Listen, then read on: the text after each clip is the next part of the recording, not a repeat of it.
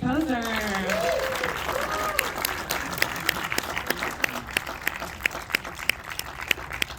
Thanks, y'all. You're super nice to come out and rock a movie with us, and we really appreciate it.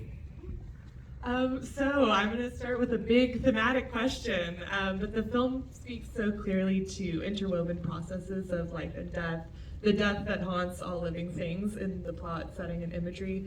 So I'm wondering if you can speak a little bit to that, but also how you arrived at witchcraft and necromancy as the conceptual framework for the exploration of those themes. Ooh, that's a good one to start with. Well, John and I have both had cancer, and some of the conversations in the film, some of the scenes are ripped directly from conversations we've had as a family about, dark thoughts, but also powerful thoughts about sticking around, and so for us, this really felt like it was about power over pain. It was an incredibly cathartic, powerful experience, kind of taking these stories and making art out of them. I'm sure some of you in the room have had similar life experiences, or someone you love. So for us, this was kind of about not only about the person who's got the dark diagnosis, but the people who love them. That, cancer is a warfare of the body, but so is love, is a warfare, of the heart. And so for us, it was very much a positive thing, and we just wanted to tell these stories.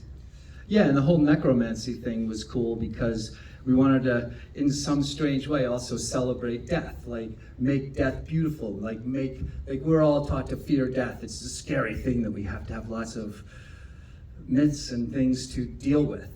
But when you go through something like cancer, as a lot of us have, you have to form a relationship with death. Some people use the structures of religion to do it, and some people have to think it through in a different way and try to find a way to love that too. And also the idea that we're all going there. And so this was a way to personify death as a magic witch doctor that has love.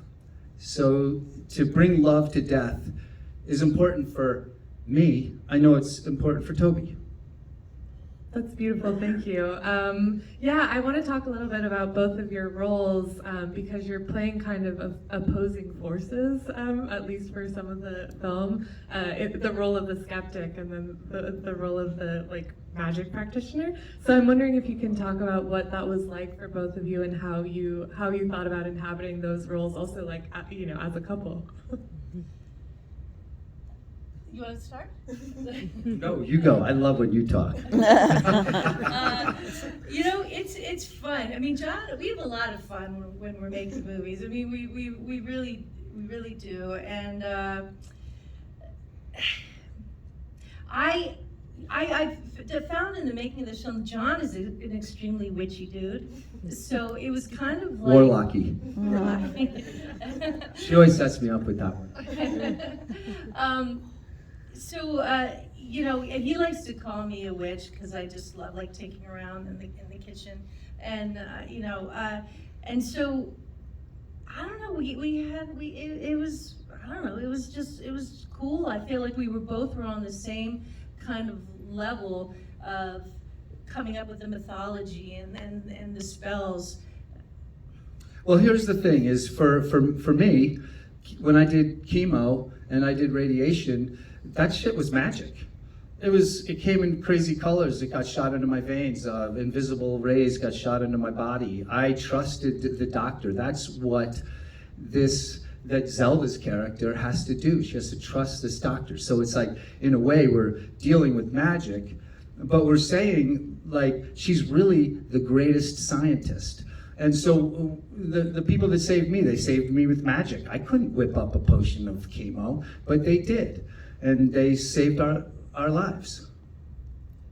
This is perhaps the most obvious question, and I'm sure the one that you get most often, but what's it like for you? And you've touched on this a little bit, you know, talking about your personal experiences, but working together as a family, putting so much of yourselves into every aspect of the filmmaking process, from writing to directing to acting to editing, filming in the Catskills, and also telling such personal stories.